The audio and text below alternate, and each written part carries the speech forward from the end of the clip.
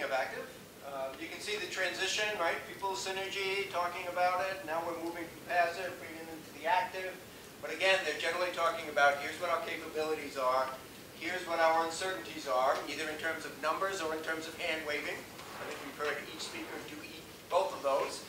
And so now we're moving into the active part of that. So Bob is going to talk a bit about Calypso.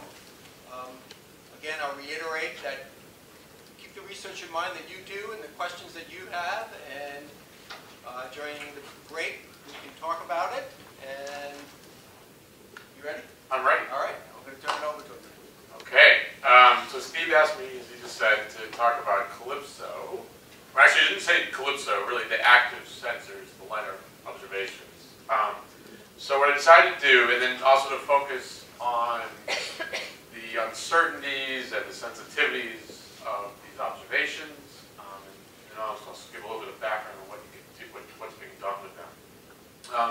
So I thought to start, what I would do is just provide a quote-unquote short history of space LiDARs. It doesn't go back nearly as far in terms of a record as hers and Paul showed, or Andy,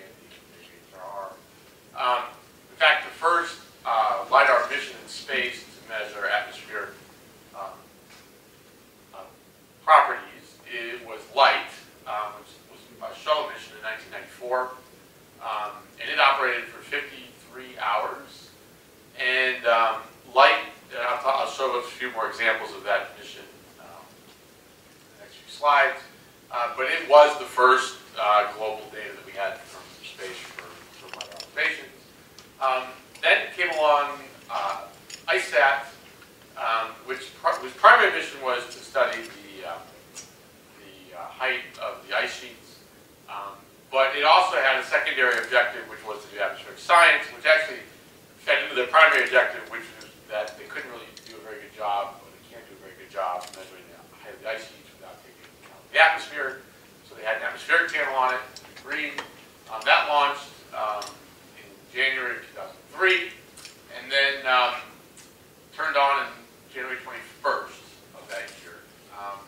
Unfortunately, ICESat, actually before it was launched, was problematic. They actually, when they were doing vibration testing with the instrument, I think they shook it like an order of magnitude harder than they were supposed to, and they busted, I think, about half the detectors.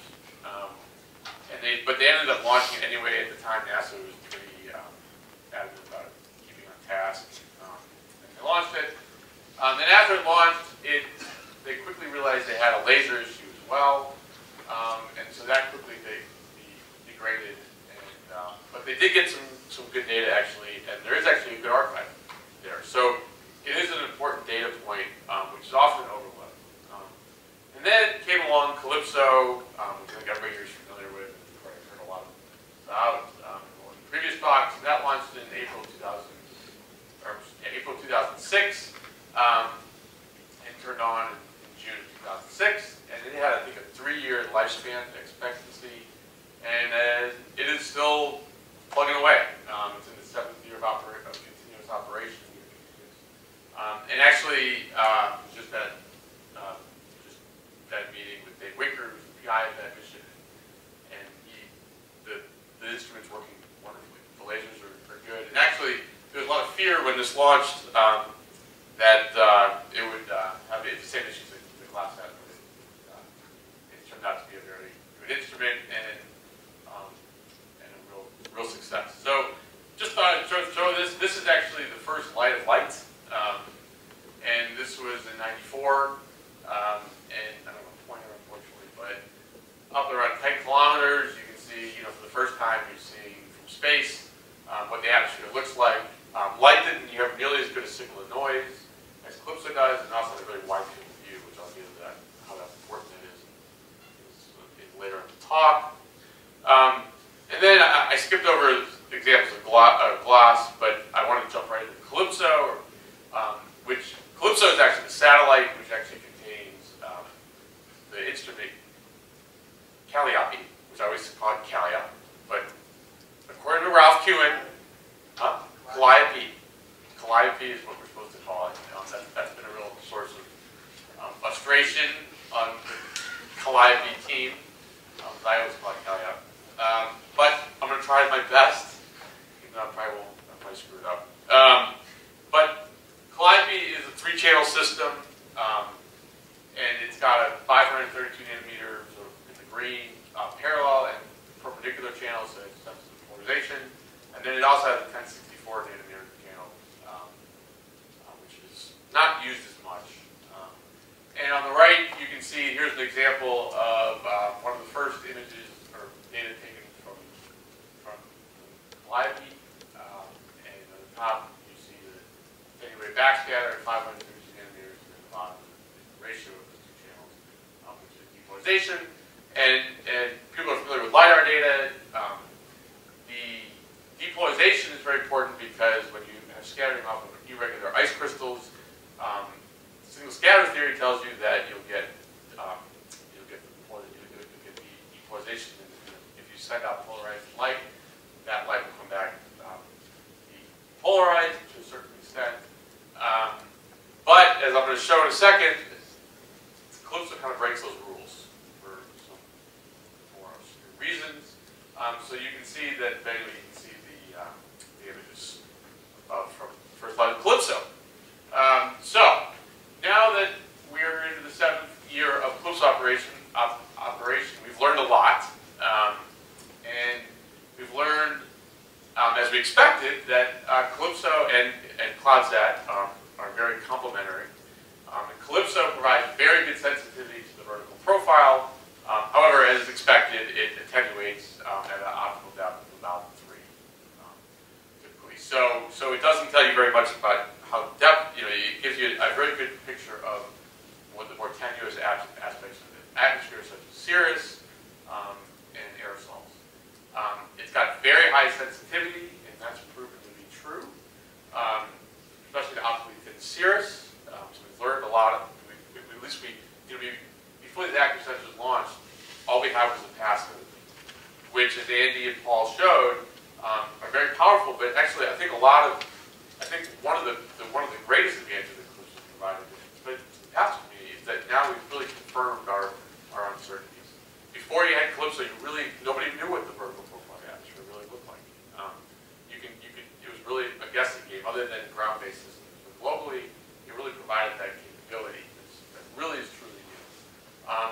And it gave a good idea of the cloud top height characterization, and it kind of provides you kind of your upper limit, as people talked about. It's not, I wouldn't necessarily say it's better, it's just different sensitivity. But the other hope was that it was going to provide really a big improvement in the cloud optical properties, including optical depth and phase. And I'm going to focus a lot of the talk actually on those 2 properties, because those are actually the 2 most challenging properties for Calypso, and actually some of the more interesting things that we found after looking at the data set. And so post-launch, the challenges that we ran into with Calypso were specular reflection, and I think it was underestimated by the Calypso team in terms of that impact. I'll get into that. There's multiple scattering, which is a topic which I learned a lot about from Heather Ronda. That was one of these big, I think his PhD was on multiple scattering from LiDAR observations. And that actually has turned out, as he predicted, to be a significant issue for Calypso. And then also the constraints of a single channel LiDAR, which Calypso, as I said, it had 3 channels, but by single channel LiDAR here, I mean, it only looks at the total particular backscatter. You can't separate the molecular signal from the particulate signal. So, just to give you an idea of the phase detection problem. So, as I said before, depolarization is one of the primary means that the hope was that Calypso was going to give you this wonderful depolarization measurement, which would very clearly distinguish ice from water. And as it turned out, it does provide a lot of information, but it turned out to be a lot more complex to work with. And the reason for that, in this image, is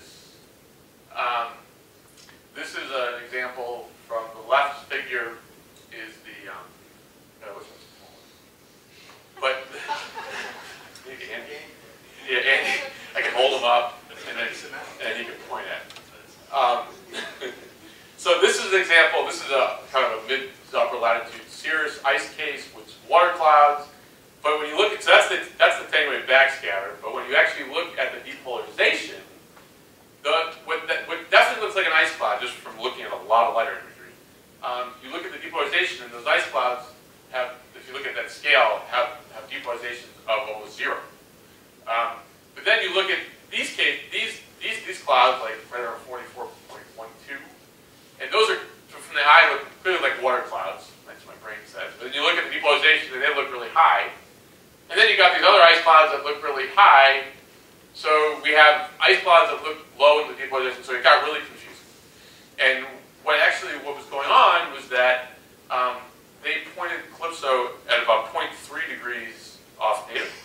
And it turns out that the one thing we've learned since it's been up there is that there is a lot of oriented ice in these clouds. And if it's oriented, you get specular reflection off those ice crystals and they're flat, and you end up with almost no depolarization in the signal. And so here's a great case, a nice case that Ralph Jewett picked out for me, that shows that impact. And it's just right in your eye. It's low depolarizations, ice cloud, that's specular. And then with water clouds, what ended up happening was that you had depolarization issues due to the fact that there's a lot of multiple scattering in the Calypso data. And when you have just a very small, even though water clouds are just slightly depolarizing, if you have multiple, if many of your photons in a water cloud, if you're resolving multiple scattering events, every scattering event adds to that percent depolarization, and before you know it, for these optically thick water clouds, which most of them are, you get high depolarizations. So everything got kind of, in terms of like when you work with ground-based data with small fields of view, depolarization is a great way to separate all this out, but it turned out it became much more complicated. But there's a really smart guy named Yong Hu works at the Calypso team, and he came up with, and actually I'll help out with his work, but he came up with a new means to separate out the specular reflection from the multiple scattered signal in the water clouds, and then just the ice clouds, which have the high depolarization. And actually, here's an example. It's going to spread out, but this blown up image kind of sits right here. And you can see that the way you labeled it in years, but 3 is oriented ice. So his detection algorithm actually is able to separate out these 3. And that just came out in the latest version of the Calypso product. So the previous versions, the phased algorithm just didn't work. But now that we have Yong's retrieval, and basically what he's done is he looks actually at the vertical profile of the attenuated backscatter relative to the depolarization. As you can see, when you have specular reflection, you look into the cloud, and you get a huge backscatter because almost all your energy gets backscattered back into the system at the receiver, but you get no depolarization doesn't change the function of height. So the phase part of this problem, I think, has actually just recently has been solved for the most part. In fact, that specular reflection is really interesting, and adds a whole other component to our understanding of characterizing ice clouds. So I think in the end it was a win, even though for a while people were scratching their heads about what they were going to do. Next came the multiple scattering problem, which was a known problem. I think it was probably underestimated by a lot of people before launch, what the impact of that was going to be. So multiple scattering, I don't know, you could probably spend a whole hour talking about it, but basically what ends up happening is that when you have scattering at 550 nanometers, you're dealing with large ice crystals, half your energy is in the forward diffraction peak, which is scattered in the forward direction. And the width of that forward diffraction peak is a function of particle size. And this is actually a figure I pulled out of my master's thesis when I was working on this that I made. But when you have small crystals, the forward diffraction peak is wide, so a lot of energy ends up out of the field of view. Those lines in the middle of the field of view of the instrument. When you have big crystals, that forward diffraction peak sits, most energy stays in the field of view and continue to contribute to your signal. But the signal scatter LiDAR equation assumes that when a photon is scattered, it either comes back at you or it's gone out of your field of view. And with Calypso being a space-based LiDAR that's very far away, its field of view isn't real large from a ground-based perspective, but from a space-based perspective, it actually resolves almost all of that forward diffraction. So it actually ends up creating all kinds of havoc with the measurements. This is actually an example of light from the space shuttle, which had an even bigger field of view. It had like something like 2 milliradians. And this is a water cloud. The signal is technically, we just said signal scattering would be attenuated right at kind of at that line, the white line. That all that white you see there, that's all multiple scattered energy.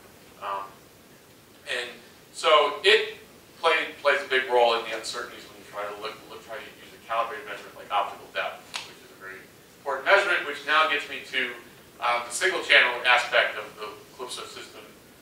And this is just a particular, basically the problem ends up being that you have two unknowns, which is your, don't worry too much about these equations, the equation on the top, that's the LiDAR equation, but you have the extinction that you want to retrieve, but then as part of the LiDAR equation you also have the backscatter cross-section or backscatter coefficient, which tells you basically how much energy, if all the energy is scattered, how much ends up coming back at you. But what you really want to get at is how much of the total energy is being scattered. But then you also have the atmosphere between you and the target, which also attenuates.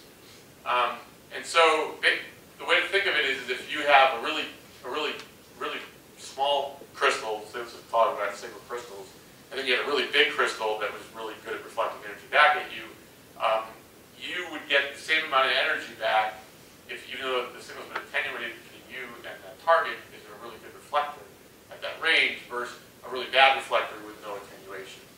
So you can't separate those two. That's what you end up having to do is make assumptions about the scattering properties of ice clouds, which, as it turns out, is the complaint about passive sensors is that you have to do the same thing. So in the end, Calypso actually has the same, for some of the different reasons, but it has a similar problem and similar assumptions they have to go into that ratio. Actually, my master's thesis on measuring that now from the HSRL technique, which actually was developed here, which is one technique which actually is able to separate the molecular from the aerosol. So when you have a molecular signal, you have a known target at every range, because you can compute that, and then you can when you're able to separate the two at each range, you can just use the molecular as your known target, and you can get a calibrated optical depth. What's my time? 1 minute.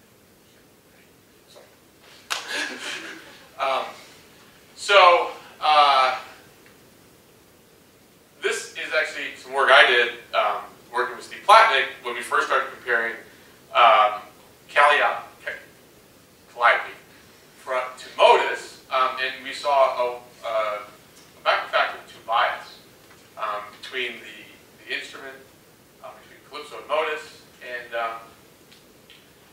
and then actually Andy has done a lot of work with. We used the this is actually Andy's IR retrieval. We actually compared the IR retrieval from the passive MODIS data to Calypso, and this is the result we saw for the non-constrained cases. And you can see that there's a kind of a nonlinear dependence on that bias. So when we first showed this, everybody was like, well, MODIS must have a problem because Calypso's right. Turns out Calypso's not right. It's got a bias. And this is where the non-constrained retrievals is where they have to make that assumption about the scattering properties. Turns out at nighttime, they can, in cases where they have molecular signal above and below the cloud, they can use that just a molecular signal and do run a constrained retrieval. And so you can see that there's actually 2 families of results for Calypso, day and night. Now, one thing that confused me about Andy's result that he showed was that he was showing daytime calliope and he was showing good agreement, but there's a bias in calliope, so I guess we have to think about that. Unless we're using the newer version that hasn't been released. Calliope is actually working on a new version, which will have a different. Turns out they have. The problem here is they're using the wrong backscatter to extinction ratio. That doesn't really represent the real ice clouds globally. So we made some changes to both MODIS and Calypso, and this is the change from this is current MODIS 5. We're using now just a single habit from C6 for MODIS, and then they changed the letter ratio as an experiment for Calypso, and this is how that distribution changes. And you notice a lot of that tail, the larger guys go away, and I'm not quite sure why that is. So I'm going to skip through this example and go right to the conclusions. And just say that in the advent, space LiDAR really has improved our understanding of the vertical profile of our clouds and aerosols. But there are significant limitations, and you really have to be careful when you work with that data set. And in even the current version 3 products, there is significant biases still And then finally, just to give you an idea of what the future holds for active sensors, there's 3 that I know of that are possibly on the horizon. CATS is actually a very low budget, but high, I mean, they're trying to do a lot with it. They're putting HSRL on the space station. So they've got it for fields for. There's EarthCare, which is a European mission, which is a very, very exciting mission. It was, I think it almost got killed, but it survived. I'm not exactly sure the launch date. I think last time I heard it was 2017.